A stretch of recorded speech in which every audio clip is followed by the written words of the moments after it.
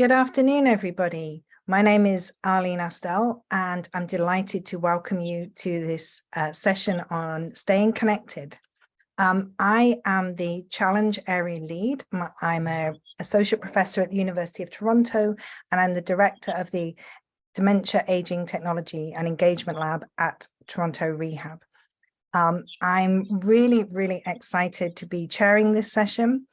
We have 3 epic presentations as part today, given by the following speakers: Joey Wong and Jim Mann, Juanita Atton, and Wei-Jin Chun. Before we begin, I'd like to note that our final challenge area presentation, yes, I know it's gone too quickly, but the final one takes place tomorrow on financial wellness and employment, and we would love you to join us on Zoom for the same time, 1 to 2:30 tomorrow for this closing session. I also encourage you to check out the AgeWell Epic Conference webpage for additional details and registration information. So do take that opportunity. For today's session, as I said, we will have 3 oral presentations of around 10 minutes each, and a 5-minute Q&A following each presenter. We will then, after all 3 presentations, have a general Q&A that puts the presentations into a larger discourse and context and addresses potential research impact, which is particularly resonant for the Staying Connected challenge area. All attendees, so that's all you lovely people out there, are encouraged to use the Q&A box to ask questions. So you can type them in at any point during the presentations. You can leave a comment on a question, and you can upvote questions that others have submitted to make sure they get to the top of the list. I should advise you that the session is being recorded and it will be available for playback. So you can enjoy it all over again. Links to the playback will be posted on the Epic Conference webpage and the AgeWell YouTube channel. Okay, so I will now take us forward to the first presentation. I'm delighted to be able to turn this over to 2 wonderful speakers. I'll just tell you a little bit about them. Joey Wong is a PhD student in nursing at the University of British Columbia. Her research interests and passion are on the co-research experiences of people living with dementia in technology research and improving the quality of life of people living with dementia. She's currently the project manager at the UBC IDEA Lab, which is the Innovation in Dementia and Aging Lab. We love our acronyms, led by Dr. Lillian Hung. And she's working closely with patient and family partners in multiple research projects, exploring the implementation of technology in long-term care, where it is very much needed. That's my comment. Along with Joey, a partner in crime, is Dr. Jim Mann, who was diagnosed with Alzheimer's disease in 2007. Jim is a researcher and an advocate for people living with dementia. His focus is on the use of technology to benefit people with dementia living in the community in various settings, so assisted living or long-term care, or when they perhaps have a short stay in hospital. He's also looking at the meaningful and ethical engagement of people with dementia and issues of stigma for people living with dementia. Jim is a published author and was recently appointed to the CIHR Advisory Board for the Institute of Aging and has been reappointed to the Federal Ministerial Advisory Board on Dementia. This man does not slow down. So I'm now going to hand over to Joey and Jim for their presentation. Thank you so much, guys. Take it away. Thank you, Arlene. I will share my screen.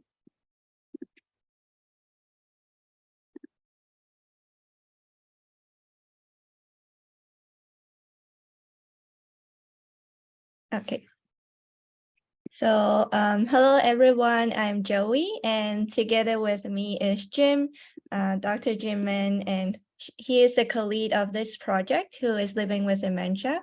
And as mentioned by Arlene just now, we are from the UBC IDEA Lab, Innovation in Dementia and Aging, led by Dr. Lillian Hung. And our research lab connects multidisciplinary students, researchers, patients and family partners and staff to explore how technologies can support the quality of life of older adults and people with dementia. Our website address will be provided at the end of the presentation so you can learn more about our project. So thank you for attending our presentation today on staying connected via telepresence robots in long-term care. So Jim is going to tell you more about telepresence robots. Thank you, Joey. So what are telepresence robots? As you can see in the short video, telepresence robots have a tablet and are attached to wheels with an extending pole. With internet connections, family members can remotely control the robot through smartphones, tablets, or laptops. They can call in from around the world at their preferred time. The COVID pandemic has exacerbated the socialization of residents and at the same time promoted the use of technologies in long-term care. Telepresence robots support virtual family visits without residents and staff involvement as family members control it. The mobile function also enables robots to move more flexibly in residents' rooms. Our 3-year project started in 2021, exploring the use of telepresence robots in 4 long-term care homes in the metropolitan Vancouver area. In this last phase, residents with dementia and family members will have used the robots for 4 to 12 months. We have followed up with them closely on their experiences and challenges of using the robots. Joey will share our findings with you. Thank you, Jim. So our initial findings show us that the telepresence robot create positive impact for both the residents and also the family members. First, it supports the virtual connection between a resident and family members who are not able to visit the resident in long-term care home. So residents can be involved in different family activities. For example, a resident attending family wedding or watching their grandchildren play the piano or dance recitals. The telepresence robots also help a resident adapt to their new environment when they move to a long-term care home. Secondly, the family members can have 24/7 access to the robot because most of the robots are in the resident's room. So this gives the family members the ability to create activities that the residents enjoy. Working together with the staff at the long-term care home, the family members can schedule virtual calls for chats or activities like exercise. But several challenges have been encountered due to conflicts in scheduling the call and the environment in the resident's room. Sometimes the family members are not aware of the physical limitations in the room. In shared room, distractions and privacy issues also contributed to the difficulties during the conversations. Technical issues like internet availability also created problems in connecting with some residents. So here are some fabulous feedbacks from residents and families. The son of a resident found the robot allowed him to regain a close relationship with his mother. He told us, "I haven't seen her for a year since COVID. Then she wouldn't talk to me anymore. I became a stranger to her before having the robot. Now I can see her every morning or so. She talks to me again."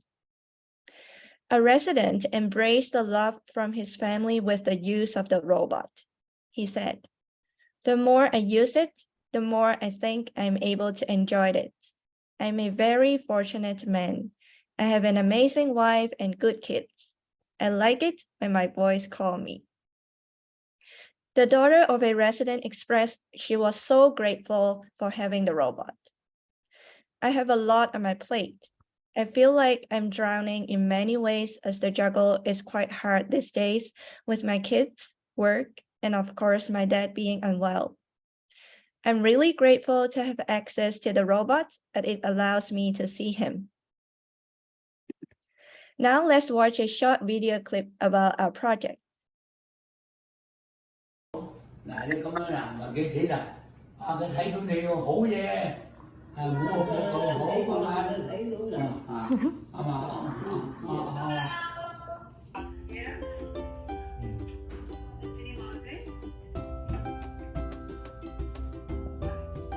say lo. Bye bye, đừng có bye bye đó. Bye bye. Mà bye bye nè.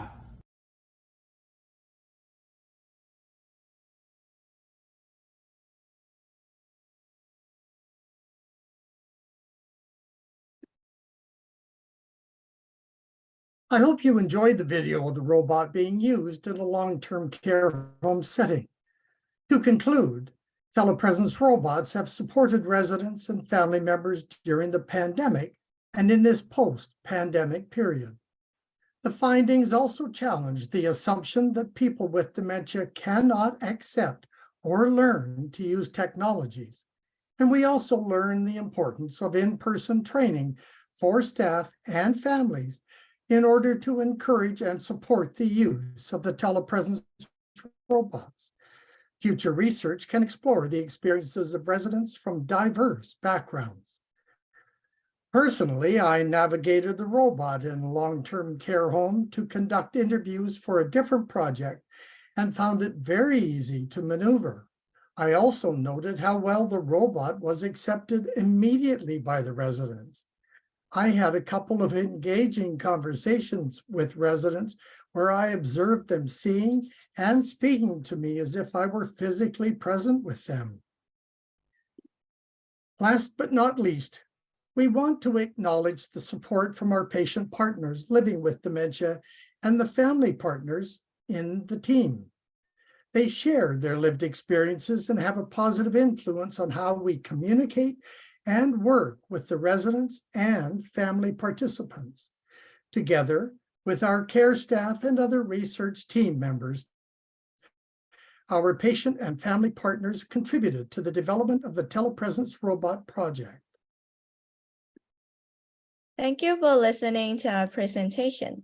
So you can scan the QR code to learn more about our project and the findings. So far, there have been a few publications on this project, and recently we published our findings in the Gerontology and Geriatric Medicine Journal, and the QR code on the right will take you to the paper. So remember to follow us on Twitter and Instagram for our team update. We are grateful for the funding support and the community partnership. Thank you. Thank you so much. Thank you both. That was wonderful. So you managed to gain yourself a couple of extra minutes. So I'm going to invite the members of the audience to submit any questions for you. Pop them into the Q&A. Oh, okay. Well, whilst people are getting their thoughts together, I will ask a question. You mentioned at the end that you had the care staff involved, and I wondered if you could say a bit more about the importance of working with care staff rather than a research team coming in and innovating and then leaving. What do you see as the benefits of working with the team? Maybe I can speak to that first and then Jim can add on. So because this project is done within the COVID period, and then sometimes during like lockdown or periods that our team cannot go into the site, and then the staff will be very key to our project to run the project and also recruit participants that they see that they will use the robot or will benefit from the robot or like will be willing to try out the robot. And we see it very important is that we do collaborative action research with the staff. That means we want the staff input and also their opinions, feedback when we are having like the project going on in their units, because we want to let them know that they own the project too. It's not that the research team own the project, it's also the staff is also owning the project, because the robot we have 4 sites, and in different sites they have different routines, they have different working environments. So the staff knows the best of the environment and also the families and the residents. So that's why they are an important part of our research. And then we also like really appreciate the support. We usually invite them to our team meetings, and also they we'll appreciate them with treats, and we build relationship with them during like the few years. So yeah, Jim, do you have anything to add? No, I encourage Q&A. So Yeah. yeah. Okay, so there's a question in the Q&A. How is this robot that you are using different from other robots with similar functions that exist in the market? So this robot is like under a general umbrella of the telepresence robot. There are different brands of telepresence robot in the market, and then our professor, Dr. Lillian Hung, she chose this robot because she felt this robot has like a more like a slim cut of the robot, is a smaller version, because some of the telepresence robot, they are larger, and also the screen size is larger. And then she also see the mobile function, and then also the support that given by the company. And yeah, so far we found that the robot is quite like user friendly in terms of all the features. And then the support that the company provided is also good. So that is I think, Arlene, just some of the rooms have 2 people, and double occupancy, that's the word. And so maneuvering becomes really important. And so the slimness, the size of it has made it so much easier to maneuver. Yeah. Okay, people are interested in the robot. There's another question. Is the project primarily focused on the robot or the behavioral impact, the impact of the robot? So the project has 3 phases, and then the first phase is to see the staff perception, and then the second phase is to see the experiences, like the qualitative part, like exploring the experience of residents and family members. And now we are in the phase 3. We are exploring how the robot impacts the quality of life and loneliness of the residents, and also the family burden of the family members. So we see like kind of behavioral impact, and also the experience of how the robot works in the long-term care. Okay, so this is a 2-part question. Does the robot have a name? And because sometimes they do have names that are given by the company, but the question is actually, is there a place for this in home care as well as long-term care? So the robot, can I say the name of the robot company? Well, if you don't want to, that's fine. I mean, are you worried about advertising or something? Yeah. So yeah, we can say the name. So this robot is from Double's company, but then for the names of the robot, we can actually rename it. So we don't need to call it Double. We have different kinds of names. So Jim helped us to name the robot, the first robot, Giggles.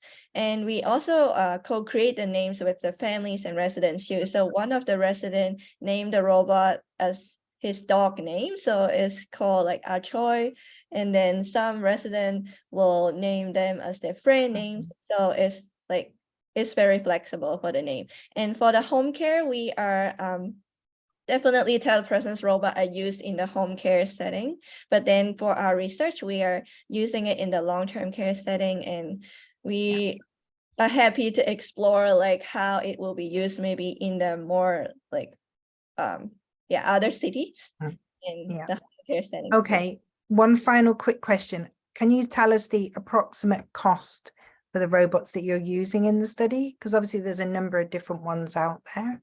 So what is the cost of your one? The one you're using, should I say? That is like a common question. So it's about 4,000 USD per robot. And yeah, so that is the cost. Thank you so much. Well, that is perfect timing as well. Thank you both so much. Don't go away because we will be coming back to you in the panel session, but now you can just sit back for a bit while we go on to our next speaker. So thank you again. Thank you. And I will now move on to our next speaker. And I'm now going to turn things over to our second presenter, who is Juanita Atton. So Juanita graduated from the University of Toronto, where she completed her honours Bachelor of Science in Neuroscience and Psychology. In 2019, she joined My Date Lab, which is very nice. Juanita's worked with me for quite a few years now, which is based in Toronto Rehab, and has worked on projects involving the use of accessible games on tablets for people living with dementia. During the COVID-19 pandemic period of lockdown, Juanita facilitated online workshops to support people to adopt tablets and find accessible games as a way of improving social connectedness. Currently, Juanita is the project coordinator for CIRCA-CA, and that is what she's going to talk to you about. So again, please listen carefully, and then we'll take your questions. Over to you, Juanita.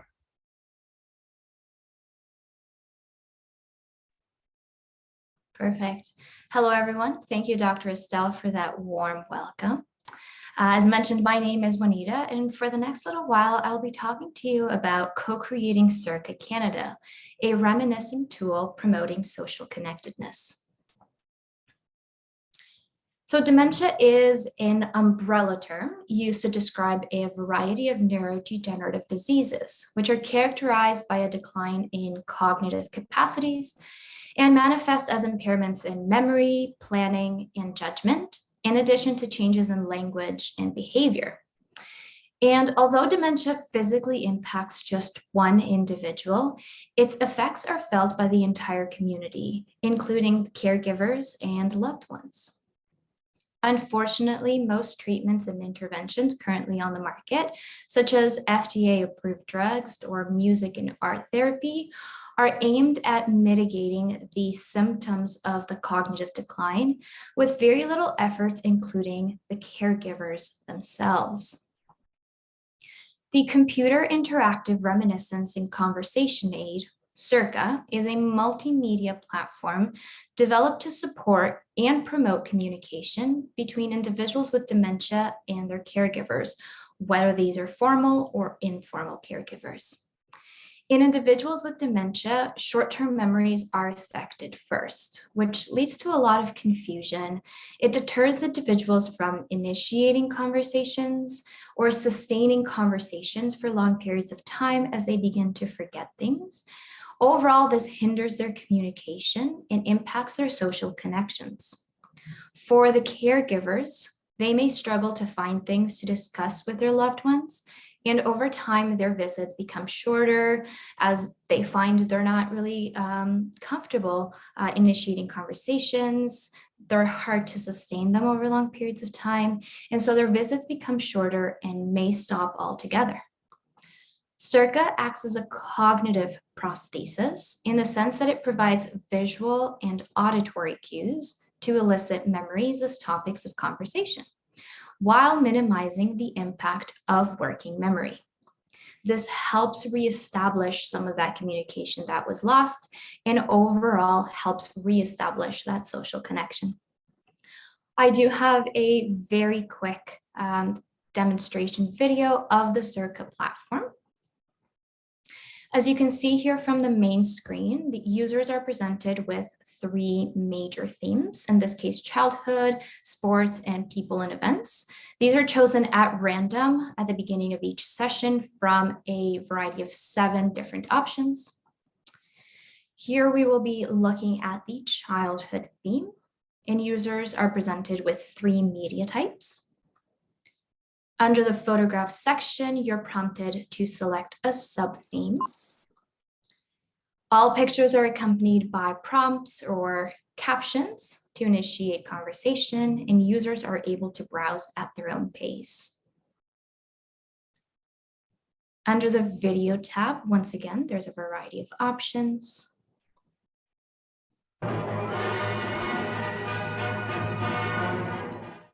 Because CIRCA is designed to be a conversation aid, if a conversation does start up, users are always welcome to use the stop and talk options found on the screen to pause it and play it once again. Under the music section, lots of categories. 4 options are presented at any given time. And once a title is selected, the record on the screen begins to move, helping orient the user to where the sound is coming from and avoiding any confusion.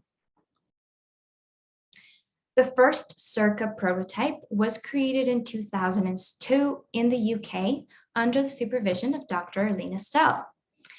In 2007, it was a co-design study where individuals with dementia and their caregivers were invited to provide feedback to optimize the platform design.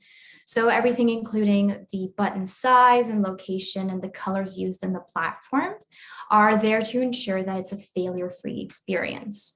And the current CIRCA platform that we're creating uses the same design aspects. Further studies have successfully validated CIRCA against traditional methods for reminiscing and confirmed that the use of generic materials such as photographs or videos actually have advantages over using personal photographs. And this is because they produce more detailed and emotional stories rather than being tied to a particular, maybe a correct answer, which can be the case with more of those personal photographs. And if individuals are struggling to find like the correct answer, when that happened or who was involved, they may feel a little frustrated, which is exactly what we're trying to avoid with CIRCA. In 2018, an implementation study demonstrated that CIRCA group sessions improved cognition and quality of life measures, and those results were observed 3 months after the intervention ended. We are currently working on developing CIRCA Canada, which builds off of those previous iterations of the platform and aims to reflect the unique experiences of Canadian seniors. This is a multi-site project with our partners located all across Canada, including BC, Saskatchewan, and our team here in Ontario. Using an interactive group approach, we have invited individuals living with and without dementia to participate in 2 rounds of focus groups. So during the first round, individuals come and share with us their lived experiences and help propose contents to include on the platform. And then a few weeks later, once our team has been able to collect that material based on their feedback, they're able to review that material and let us know whether the quality or the quantity of that material is okay to go or whether we need to do a little bit more work on our end. So far, we have conducted 8 focus groups across the 3 provinces, with the majority of the participants being women between the ages of 75 and 84. This co-design process allows seniors to actively participate in the process of developing technologies that are adapted to their specific needs. So really they're authors in creating a product that is made for them and also by them. Some insights from the focus groups beyond the content ideas we had originally proposed, hoped to see, were the positive impact that CIRCA has even before it's been finalized as a platform. These are just 2 brief quotes from participants engaging in reminiscing during the sessions, which is exactly what we hope to see from CIRCA. Individuals come into the focus groups as complete strangers, and then during the course of those 1 or 2 hours, they're able to bond over just similar childhood stories and build these social connections and rapport, which validates that CIRCA is helpful for building bridges to build social connections in just about anyone. The second group of insights that we gathered were, of course, the content ideas. Canada is a large and diverse country, and we want to ensure that all these different experiences are reflected in the platform, including different types of jobs that are present in urban versus rural areas, maybe farming versus fishing, as well as Eastern versus Western coast considerations. We also noticed that because of our timeline is so large, 1940s to 1980s, participants really want to see a variety of pictures. So seeing streetcars throughout the years and different advancements. And we also have a lot of feedback from participants that they just don't want to see one photograph of a celebrity. They want to see maybe Elvis with a different hairstyle and a different outfit, all of which make a difference in the types of conversations that these photographs can spark. So we are still in the process of completing phase 1 of the project in Saskatchewan in Ontario, but once the platform is complete, we hope to partner with long-term care homes and day programs as part of the implementation phase. And here individuals will have a chance to try the tablet for a few weeks and provide us with some self-reported measures of social inclusion and as well as changes in dementia attitudes. I do want to thank the entire CIRCA team for their hard work, and I want to thank you for listening to my presentation. I welcome any questions you may have. Thank you, Juanita. Okay, applause with some claps. Okay, so again, Q&A straight away. Great. Where has it gone? Okay. So is CIRCA something that's meant to be done individually or in a group setting? So that is a great question. CIRCA does have the potential to be scaled up or down as needed.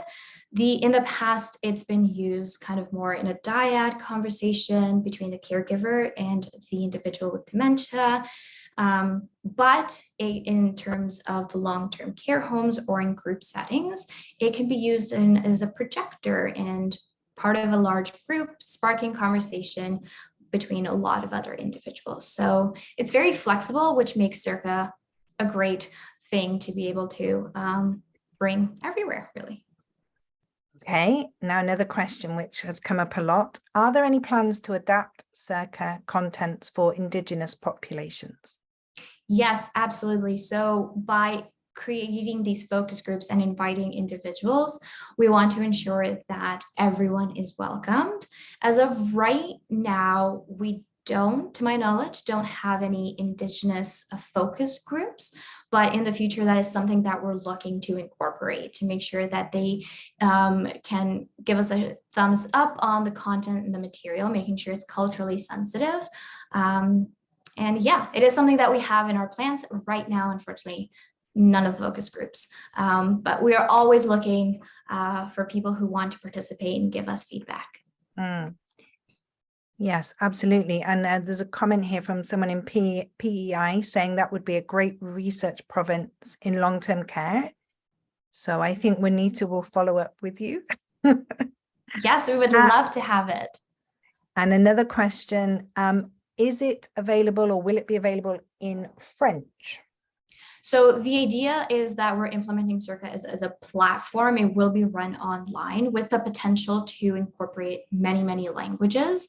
So currently all the content that we have is going to be labeled in English, but that is kind of like next phase that we really, really hope, because it is Canada, we want to have both official languages on there. And there is that flexibility that we can update it constantly, not only languages, but as well with content. Yes, and that leads on. There's another question then about where does the content for the platform that you're collecting, where does it come from? So in the past, previous iterations of CIRCA have collaborated with organizations like BBC, and right now we are hoping to reach out to organizations.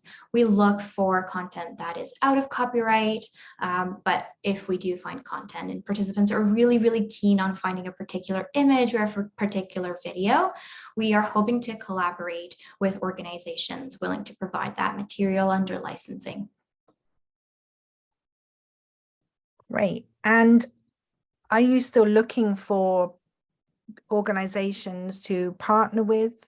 And if there's anybody on the call, how can they get in touch with you, or could you with them? Yes, absolutely. So we do have the QR code for our lab. This will redirect you to just our lab website.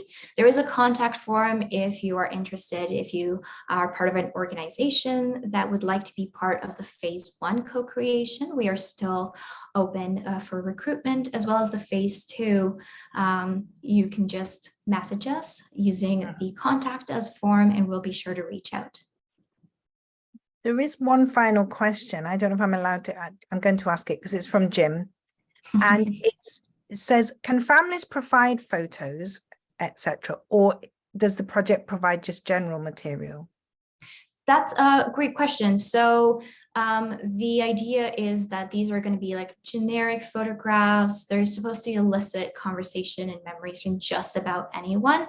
In the past, previous versions of CIRCA have looked at whether uploading your personal photographs was useful or not. And it seems to be the case that those generic ones provided by the platform itself just ensure just better conversation overall. So currently there are no plans for allowing users to upload their own material. Great, thank you. That's very timely. We can maybe come back to that because it's always a really a topic of debate that people have about personal versus generic. So, but now it's time to move on to our third presenter. So Juanita, you can now sit back and relax for a bit. And I'm delighted now to introduce Wei-Jin Chu, who is going to give her presentation.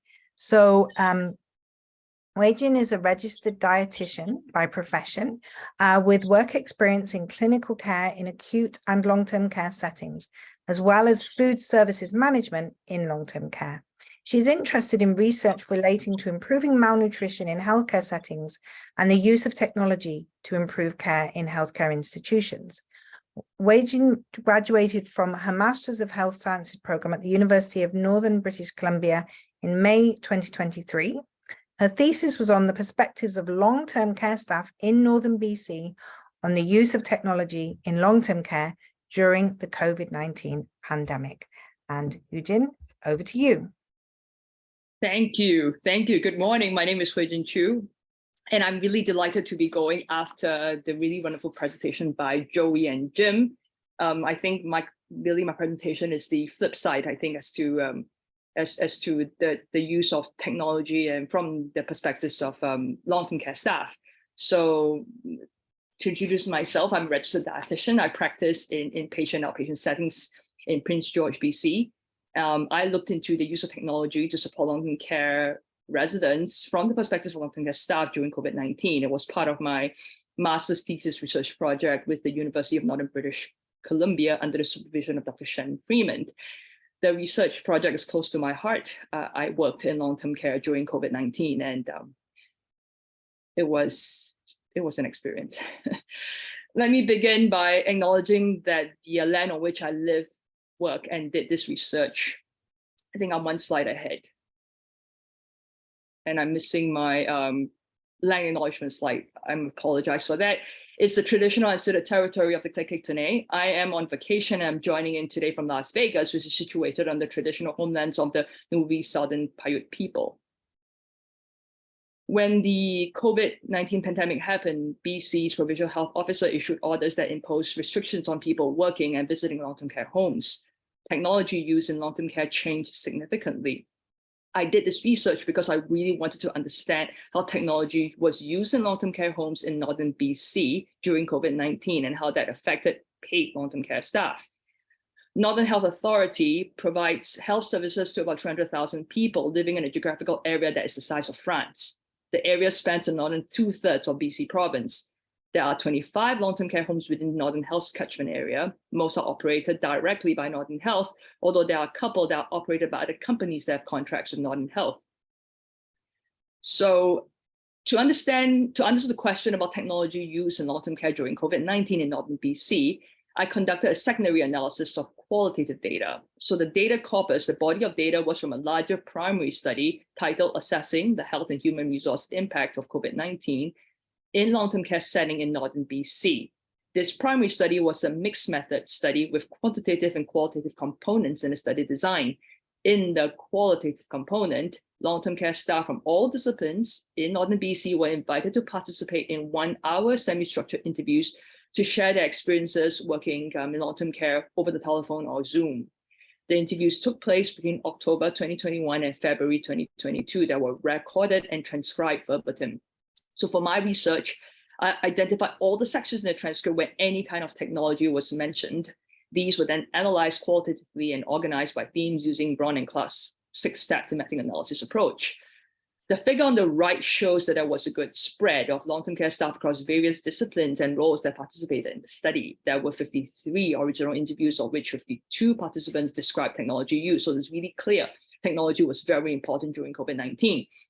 Despite the heterogeneity in the experiences of long-term care staff regarding technology use in long-term care in the data, 4 themes emerged. COVID-19 resulted in visitation restrictions. While technology did not entirely overcome the challenges from distancing restrictions, it helped enable communication between those within long-term care and those outside long-term care. Participants described the ways by which technology bridged barriers in space within long-term care and shared how they use technology to provide services to residents or to run virtual activities instead. Participants also reported having to support virtual visits from families, friends, volunteers, entertainers that previously came into the long-term care home but had to switch to virtual visits. There were virtual team meetings, virtual care conferences, changes in medical and clinical care practices.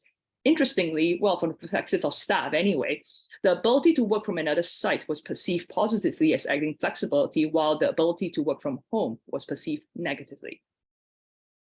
Second theme it's a very staff-focused theme, so I'm just going to go quickly, but participants reported the availability and use of both synchronous and asynchronous technologies for different levels of communication. You know, for example, between the organization and staff, between staff and staff, between staff and families. So the reasons for the communication include, you know, information sharing, coordination of activities, even for education, training, entertainment. The third theme, while technology was an invaluable tool for communication, staff reported more challenges and dissatisfaction with technology-mediated interactions for the communication of presence and connectedness. So they described not having the same kind of in-person connection without eye contact and the ability to see body language. So participants noted this loss in connectedness between different groups. You see this between managers and staff, for example, between staff, between residents and their families, between residents and the physicians that were providing care from outside the long-term care homes. Those that attended virtual meetings regularly described the importance of icebreaker activities to build relationships and promote connectedness. Residents also struggle with virtual visits due to the physical and cognitive impairment, and many families directed their comments and questions to the staff instead of actually having conversations with the residents. As such, the staff that were in the rooms during these virtual visits had questions as to whether residents and their families could communicate and connect virtually. Residents also were noted that they participated less in virtual versions of the activities, whereas the in-person versions of the activities were much more popular and well attended. So for all the wonderful things that participants observed about technology use in long-term care homes during COVID-19, they also reported having to manage significant challenges without additional supports. So examples of the challenges that participants said that they encountered included inadequate infrastructure, inadequate availability and access to equipment, lack of training, scheduling conflicts, supporting residents' virtual activities as well as technology needs, managing emotional workload. Managing emotional load on top of staff's usual jobs of resident care.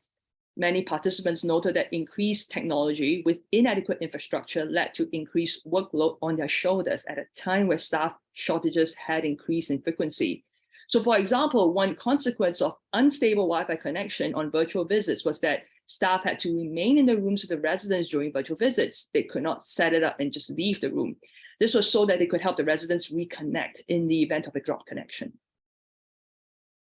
When and how the technology was deployed had a major impact on whether the technology or the adoption of technology has sustained. So compare the participants' observations of virtual care conferences with virtual visits.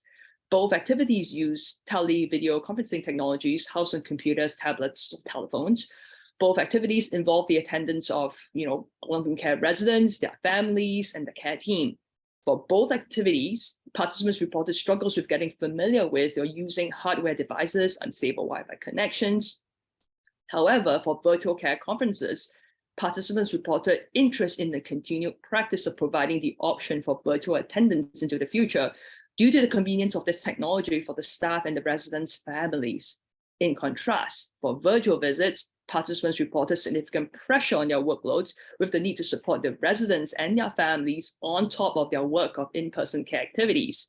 Participants reported a significant scale back of virtual visits after the visitation restrictions were lifted.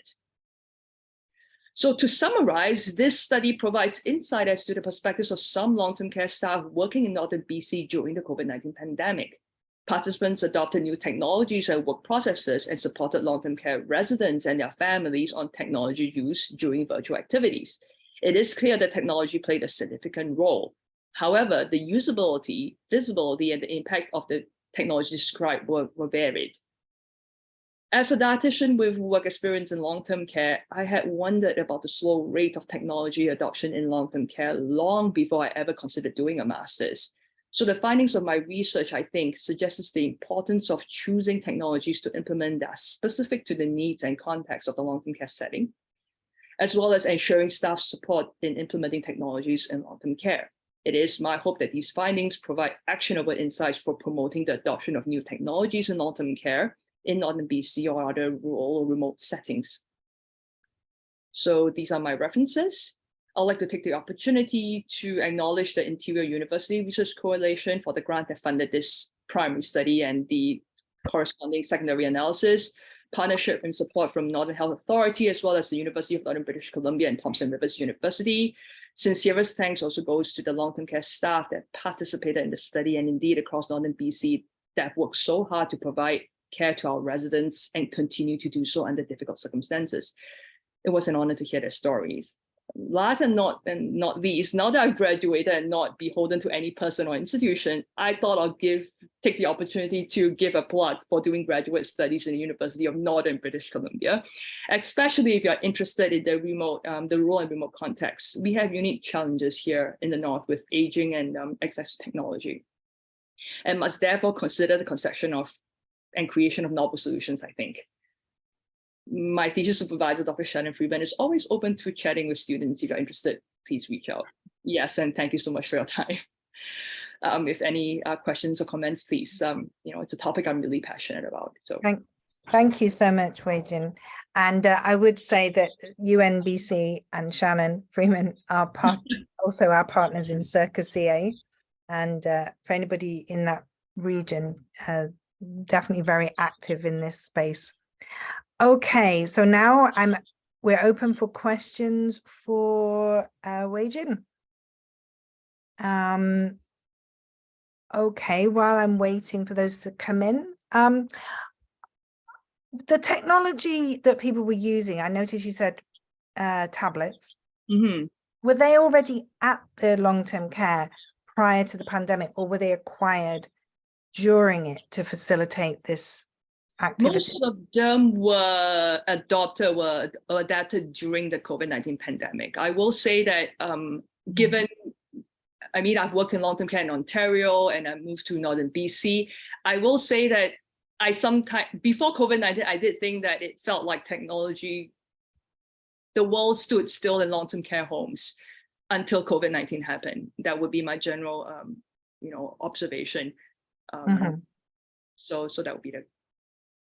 Yeah, and I know you're probably familiar with the Dementia Isolation Toolkit, which was developed in Ontario at the start of the pandemic, and that has a tech component, but because of the pandemic, it took a bit longer to get it going, ironically. But one of the issues that's come up in that which I'm interested if it came up in your work is the issues about supporting the use of the technology. I mean, I think you mentioned a bit that for some people, they needed a staff member to stay with them. So did that sort of affect how much it was used, or, even keeping devices charged and things like, how did they cope with that? I will say that I think, well, you know, we saw this in the results, but certainly in my own personal experiences as well. When I was, what I was seeing in the long-term care homes was that because this was very clearly a human disaster of fairly severe magnitude, the staff were doing everything that they could to maintain this social connection. I mean, speaking as a registered dietitian, our residents stopped eating, basically, you know, and that this social isolation had a very severe impact, and therefore staff really did recognize the need to keep our families connected with our residents, and it was a Herculean effort. Everybody did everything beyond. They went above and beyond to, you know, to use the iPads, to charge them, to set up schedulings, you know, everything we did. But I will also say that, you know, and I think this is in contrast with, I love the presentation that with Joey and Jim at the start, because I think one of the challenges that we did face was that we were using iPads, you know, these were technologies that were great, but they were really designed for the consumer space, right? For the general population, for the general public. An iPad is actually fairly user-friendly and easy to use, I think, for anybody. But in a long-term care setting, there were challenges. You needed somebody to hold the iPad. And when you have long-term care homes that were, shall we say, not really built to support Wi-Fi connection, for example, a drop connection that is an annoyance. You know, a general annoyance now becomes this huge barrier for connection. Yeah. Okay, well, we have a couple more questions, but whilst I'm asking them, I'll invite our other panelists to come back on screen so we can have questions for them too, and also make it sort of more of an open session. But these are, while I'm doing that then, Jim, this is from Joey, actually. So she says, staff are crucial in technology implementation. I mean, it's a critical feature, right, for long-term care. Have you explored how the macro level, so the organizational structure, leadership, management support, impact the staff perspectives on technology? Oh, that's a really good question, and it is beyond the scope of my my master's thesis project. And I will say that if I did do a PhD, that would be. Please do not encourage me, because I'm not sure I want to do a PhD. But yes, and but you know, it is really important. It's really crucial. And I will say that I think in Northern BC with Northern Health, because there is an understanding, recognition that we need technology, I think. And so there is support in upper management. Now, whether there is staff support, right? And I think it does come down to, I think people love the idea of it, but then nobody really likes having a ton of work. When you are dealing with severe staff shortages, you're doing the work of 2-3 people. Technology use on top of normal, regular resident care now becomes this huge load that has to be managed. And I guess this is a question which any of you can answer, because it's really about that idea that technology is another thing that has to be done, because we don't yet have technology equipped workforce, and it's not a sort of part of training. Do you have any thoughts about how the sort of use of technology as part of the routine services and care, how that could be achieved? I feel like other key panelists should chime in. It's really open, because I think it speaks to what all of us are what all of you are doing in terms of, here is the innovations, here are things that help the residents or help the people living with dementia, but how's that going to be supported as part of job roles, for example? Yeah, so maybe I can speak to that a little bit. So what we have found is that the staff, really, they are actually interested in using the technology. Some of them are interested in using the technology because it speaks to their philosophy of care. They really want to do better in their quality, like providing the care to the residents. But then there is a limitation in their workload. Like they really feel, I want to do more, but then my time limits them from doing more. So what we are exploring now, like in other projects in our lab, is like how maybe we can put some of the application in their care plan. So that will provide the staff like the time to really use that technology in their care. So putting them in the care plan may help. And also like the management level, they will need to have some organization, or like how to organize the work, or how to assign the staff to do what works. And also the trainings, we need to accommodate the staff time to do all the technology trainings, like we go to huddles, or like how we collaborate with the staff to find that appropriate time for the training will also be like useful. But that implies that the sort of connecting people with their families, or even using them devices together with residents. And this does not just apply, I guess, in residence, it could be what people are doing at home, but it's like that's an extra thing. It's out with the care. It's an add-on. And so it's always going to be less of a priority. But can you see it a time when technology is embedded in the practice, that spending this time, that supporting these things is just part of the practice? Again, that's to anybody really, because I think that's where we need to get to. We keep doing projects that show one lovely results or great impact, and then we still haven't got these things embedded. So it's, what do we need to do to get it as part of routine, delivery? I'm going to chime in. If we take another institution, education institution, for example, right? That we completely changed the way we access the library information, for example. But to have that in place, all that infrastructure in the background, there's an IT team, it can be done. And I think can be done in a very effective manner too. You just need to have all that background piece ready, and so that the staffs, we do best when we are providing care. So the technology should be something that helps us do what we feel that we do best, which is providing care. And we do not want to fight the technology while we're trying to provide care to our residents, I think. And I also want to say that, like I said, I think we, and I really love that telepresence robot, right? Just the ability for a family member to control the robot without the staff having to carry the tablet. It's like this little thing.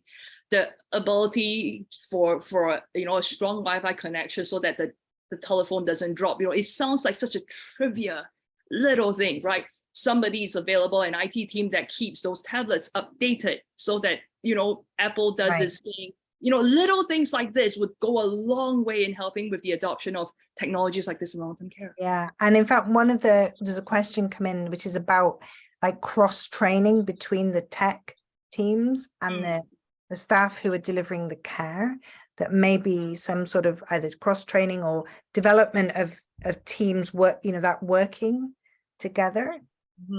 Have you seen examples of that working at all? Or have you ever come across that?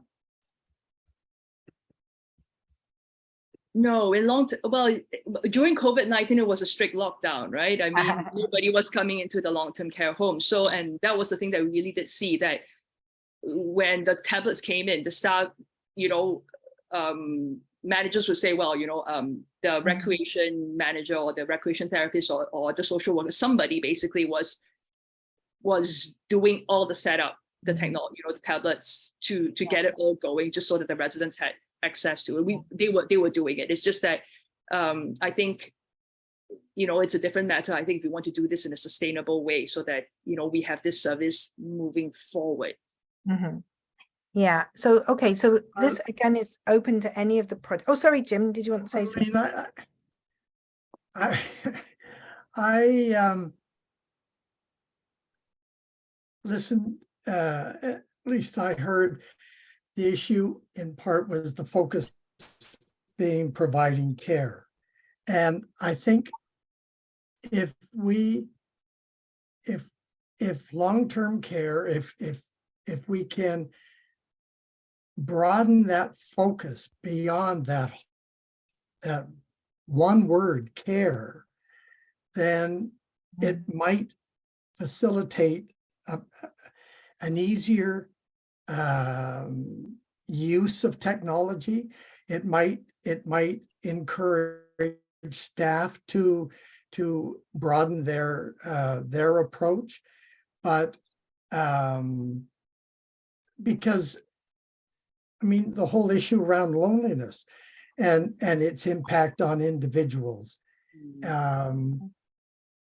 in part can be eased by the proper use of technology. So it's just that, to me, it's just that one word that focuses too finely and excludes consideration of technology. Yeah. And I think that's what I was trying to get at by saying, yeah, the way long-term care is structured currently is this list of care delivery tasks. And it's often seen as, it would be lovely to sit and chat with people, it'd be lovely to play a game, it'd be lovely to look at photographs or help them find something on the internet, but we don't have time because we have to do all these other things. And I think that's what I was trying to get at, that we need to embed these as part of what we're doing. But I also wanted to broaden the discussion out about what this challenge area is staying connected. And when the challenge areas were first developed, a lot of them are very sort of what you would expect, you know, health and cognitive well-being and so on. But I think staying connected, it's in a way, it falls between some stools because it's not healthcare, and it's not mental health care either, unless people are, you know, are lonely and isolated. But it's like, who is supposed to provide staying connected, when in fact it is an absolutely crucial aspect of being a human, connecting to other people, being social and with and interacting with other people is fundamental to being well and keeping well and being cognitively and physically healthy. So we have a big challenge in a sense, and I think that's why it's a challenge area. People recognize it as important, but from a service or a governmental policy perspective, it's not seen as something that should be supported or delivered, even, you know, in access to the internet, so people can use some of these applications. And I wonder if, you know, you're obviously all passionate about it, but I wonder if you have any thoughts about what could be done, or what sort of evidence that you're collecting, or the work that you're all doing that could support arguments for increasing access to these types of applications. So for instance, even like, you know, tablets, you mentioned specifically, these are consumer products. So you can see governments going, well, we can't be buying these things, you know, people have to buy them themselves. So I wondered if you had thoughts about how we could be promoting the importance of staying connected, you know, to people in power. I'm going to provide shall we say, off the book, an orthodox solution. We know that social isolation, well, quality of life is one aspect that is affected by social isolation, but oral intake, we can measure oral intake. I know that during COVID-19, the first 18 months, I was managing the kitchens and we saw increased food waste. Our kitchens producing the same amount of food, the residents were not eating them. And therefore, that is a very quantitable outcome measure. People are eating less, we are losing weight. You know, that is very clear. So that's an unorthodox beyond quality of life. Yeah.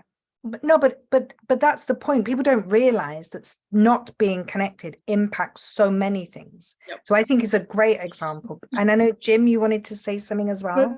But I think, and Arlene, I don't remember the word you started off with, but I think it's considered frivolous. It's you know, one of those nice to haves, but it is not care.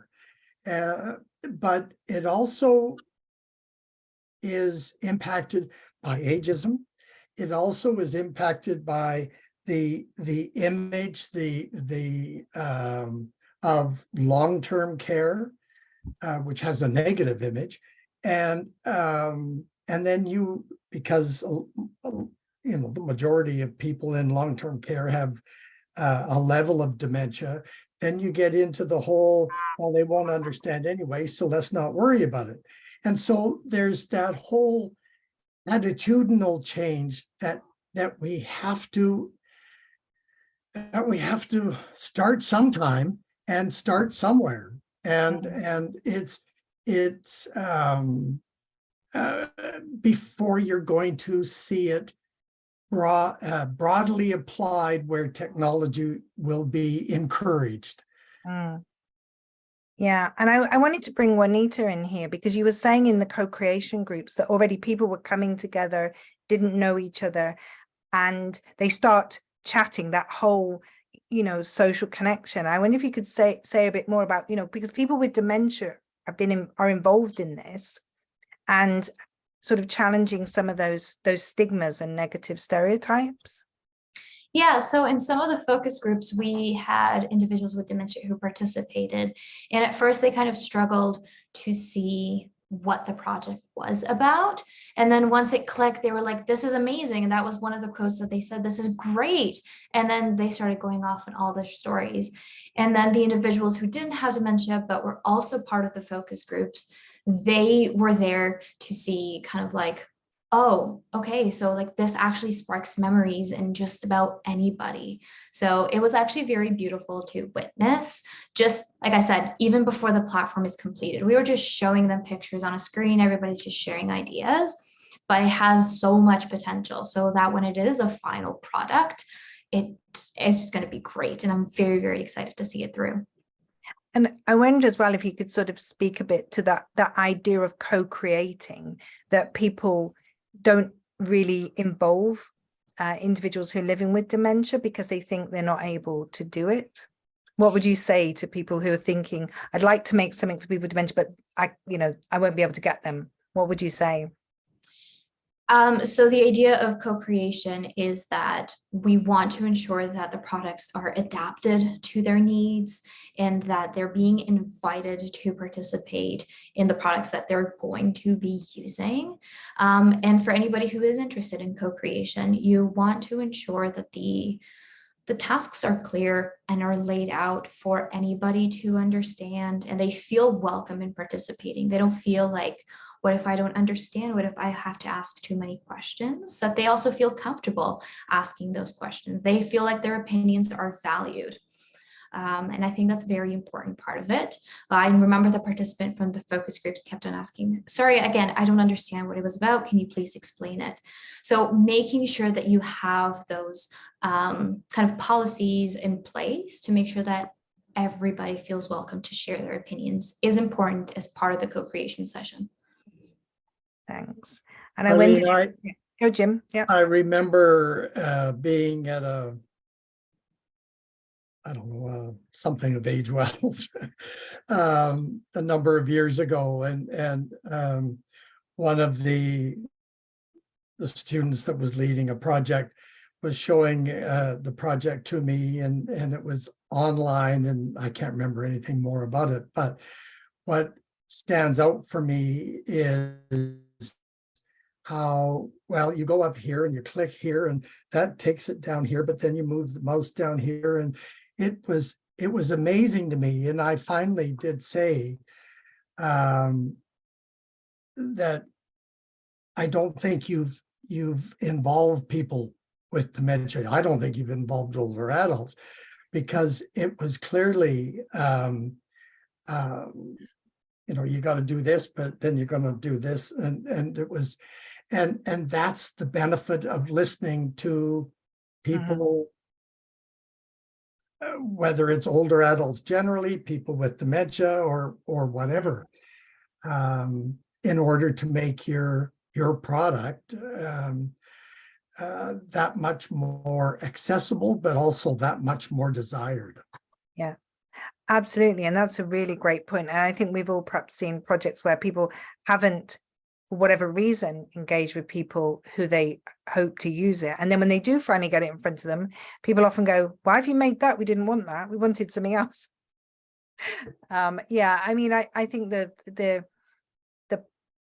importance of co-creation from the start, having people's voices heard from the start as equal contributors with their lived experience is absolutely essential. I also, there's another comment or question, a suggestion actually, picking up on these indicators of the impact both of not having social connection, which of course we all got to study because of the enforced isolation from the pandemic, but also sort of flipping it on its head and about the enhancement that's delivered. And the suggestion is about looking at the use of antipsychotic medications or indicators of depression and whether they may go down as technology brings benefits to people. So, I can see some agreement and approval. Yeah, I mean, we could have a whole other debate about the use of antipsychotic medications in dementia, but that's not today's topic. I guess then, welcoming other questions or comments from the audience who may be thinking perhaps a bit more about social, staying connected and the importance of social interaction. I mean, as I said, we've all been part of an enforced experiment in a way. And I think we know that the evidence, is that everybody, the effects were widespread, not just in long-term care, where of course people did take the brunt of things, but the impact on mental health and cognition of people across the age ranges, I think has been really something that we're going to see unfolding, particularly in young people, and also the increase in things like depression and anxiety. So I don't think we can underestimate it. I think that's going to go forward as people are aging. But for me, I'm totally passionate about the importance of social interaction and being connected, and I'm guessing the audience are too, which is why they're here. And I just wanted to ask each of our presenters a bit more about your own motivation for undertaking or being involved in your research that you've presented. So maybe Joey and Jim, you'd like to tell us a bit about your particular motivation and why you're excited about this research. Sure. I think the motivation is from the team and also like how a participant, like their feedbacks, like because like the whole team is very passionate in like bringing technology to the underserved in long-term care. And we really want to bring out the messages that we are not like limiting or like putting assumption that all the adults in long-term care or people with dementia, they can't use technology. We are seeing many evidence and also stories that with time, they are able to adapt to the new technology that we see like as a stranger or like an alien to the older adults, but then they are able to adapt to it. And then they are accepting, as Jim shared in his story in the presentation, that they are accepting it and then they see it like usual thing. So we really want to bring the message, like motivated to bring the message that we are bringing the technology to those who are in need and then those who really need them. So that is my motivation. And also like work with the team is really like supportive. So Great. Jim, do you have anything? I think that there are, I mean, let's face it, there are gaps everywhere. So, but when you get into long-term care and assisted living and even home care, I mean, people become isolated. People lose capabilities, maybe physically or whatever. And so I think technology has so many benefits for so many people. I mean, there are lots of opportunities to help fill gaps. And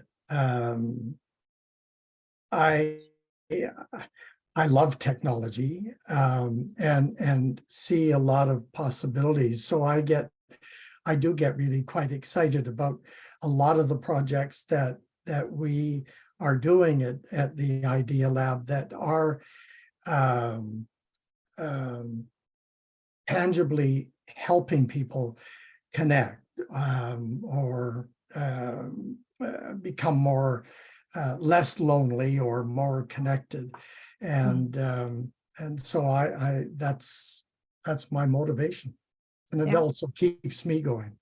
Okay, Juanita, what would you say about your motivation for being involved in this research? So I currently have some construction that's starting because everybody heard. So Okay, sorry. Sorry. Okay, let's go to Wei-Jin then. You'll have to sign. Okay. Well, I've worked in long-term care, and so it's always the way we've communicated has completely transformed the last 10, 20 years. But it felt like the long-term care home had stood still in these facilities, which I thought was very, very unfortunate. And then when COVID happened and I saw the malnutrition that happened, malnutrition is a problem in long-term care at the best of circumstances. And then with the social interaction, people stop eating. My original master's thesis idea was to give my residents iPads and have them eat with their families over the iPads. And I wanted to see if that would help improve oral intake. That study was very challenging for many different reasons. I was exhausted from working full time, and also staff were exhausted from having to set up, all the technology related setup issues, right? And I think even having access to a robot like the one that's in Joey's lab may have made this study, my original conception, much more feasible than it was, which was grabbing the iPad, setting it on the table and doing it that way, right? So, basically my thesis was what it was, and I enjoyed the process, but that was my motivation for social, for this importance, I think, social interaction. Food is such a big part, I think, of social interaction, right? We spend time with those that we love, and we eat together, and we spend time together. And when that is broken, everything that becomes broken as well. Yeah, absolutely. And I know there's a co-eating project that's been going on before the pandemic, also connected to Age Well. And it wasn't in long-term care, although there's nothing to stop it as long as people had tablets, but it was exactly for that point, bringing people together. Eating is very sociable activity. We all do it. And it's a great place to chat and to just joke and have fun and relax. And so, yeah, you're absolutely right. It's totally important. And Juanita has, because of her unfortunate constrictions, and I'll read what her motivation is. It's her motivation for working on CIRCA-Canada stemmed from watching her own grandmother who struggled with dementia. She had problems remembering recalling recent events, but was always willing to talk about her childhood and her working life. Some memories that Juanita would never have known if we hadn't been able to view some photographs together. And I'm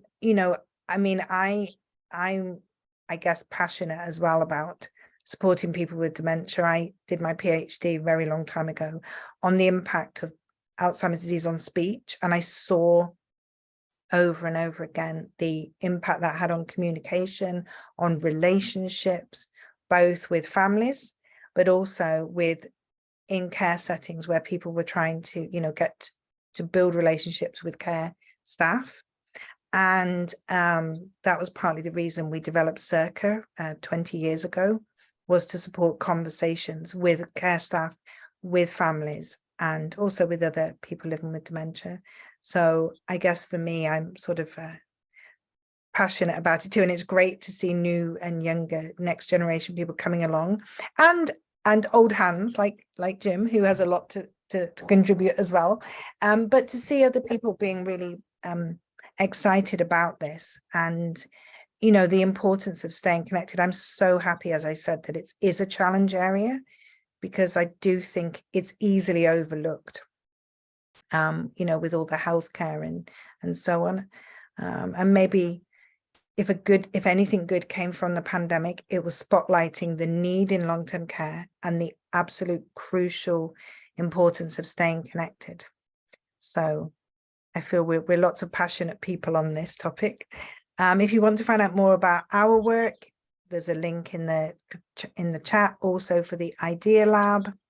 I don't know, Wei Jin, if you want. Oh, I think there was also a message put in about Shannon's lab. Sorry, I'm going backwards now through the chat. I can't find everything. Oh, CTAM. Yes, sorry. There's you can find out information about CTAM too.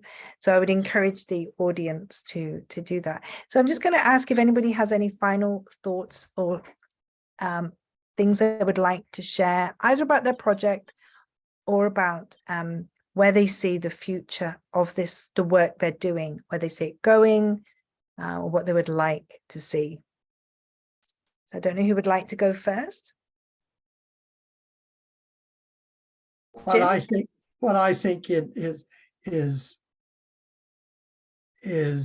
positive about all this research is the creative thought behind it. And that's where I think you said where it's all going, and I think that's where it will all go, is relying on the creative thought of people to what is possible and what is reasonable, because sometimes what is possible is not always reasonable. But I think the what we've seen today is just shows the creativity, but Arlene, it emphasizes that need for the emphasis on knowledge transfer, on making sure that it doesn't stay in Prince George, making sure that it doesn't stay in anybody's lab, that it goes beyond papers. And it goes back to where we were talking about how to get people more aligned with doing some of these things and changing practices from management or whatever. That anyway. Yeah. I'm getting Thanks, tired. Jim. Sorry. No, you're absolutely right. Yeah, I know what you mean. You're absolutely right. It's more than just here's a project, here's an impact. We've written a paper, we went to a conference, now we've moved on, and nothing has changed in those settings. So crucial to change that. Joey, would you like to add anything about where you hope things will go? Yeah, I think it will be the co-create, like what you have just said, and also Juanita, you have just said, like the co-creation with staff and also people with lived experience. And I guess we also need to, what I'm hoping is also go to those who are not hurt, because sometimes we may see people that are like passionate, like Jim, or like some other advocates. They are very passionate and they are very willing to share.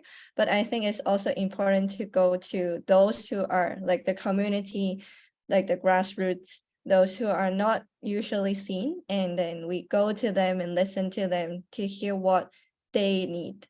And then like minority groups and like people with different colors, people from different cultures. And I guess that is what we need to do to make it really like our technology or our research more representative, like to all the people that we want to serve. Great, thank you. And Wei Jin? I really love what Jim and Joey have already said. I think extending it to the technology used in remote and rural areas, because the infrastructure that we have to work with, and you know, it's just very different from what's available in major urban centers, and that technology has been a strong force multiplier in just about every single other arena there is out there. There is no reason, in my opinion, that long-term care should be the sole exception. We just need to find the infrastructure and the whole ecosystem that would support technology in long-term care.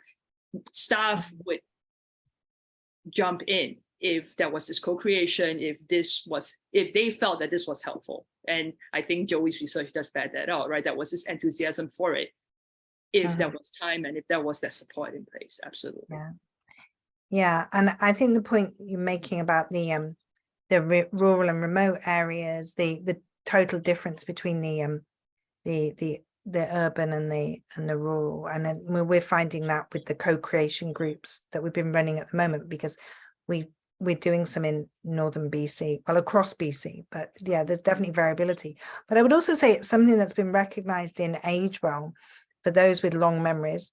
When AgeWell originally, the first iteration in 2015, there were projects on rural and remote communities, working with them on all sorts of topics around healthcare, technology adoption, dementia, living with, cognitive challenges. And so I think it's always been something that's important within AgeWell. There is no point just developing things in, like for us, in downtown Toronto, because that's not really much helpful for the people in Northern Ontario, Northern BC, and some, other provinces. And it also speaks to the question that came up earlier about working with Indigenous communities and the very diverse population that we have. So I think, these are not small issues. And it's, many are beyond research projects, but I think that not just the data, but also the demonstrating implementation, demonstrating success, demonstrating take up of these things, demonstrating adoption and enthusiasm are some of the ways we can help to move forward, technology being much more used in all of these areas. So I guess that's my ambition. So I just want to thank all of our presenters, and not just for your presentations, but for your engagement in the discussion, for your ideas and enthusiasm and commitment to this area of research. I'd like to say to the audience, thank you too, for being with us and your great questions. I'd like to remind you of, yes, thank you. It's come up on the screen about the next session on financial wellness and employment, the final challenge area 8, which will be on tomorrow. You can find it here. I'd also add that APTA, which is an AgeWell Innovation Hub, will be hosting PEP or PEP Talks at the end of June. This is an e-learning series for researchers to enhance their knowledge translation skills, just what we've been talking about, for policy audiences. Please scan the QR code or visit the website posted in the chat to learn more. Hope someone's posting it. I'd just like to thank everyone again for joining us today. I hope you've enjoyed the discussion. If you've been excited or inspired, please contact any of the presenters or get in touch with the AgeWell office who can connect you. I know we are certainly keen to have more partners for CIRCA-CA, and I'm sure others would be happy to discuss their research. And I will sign off now, and don't forget you can rewatch this at your leisure. So thanks again, everybody, and enjoy the rest of your day. Thanks, Arlene. Thank you. Bye.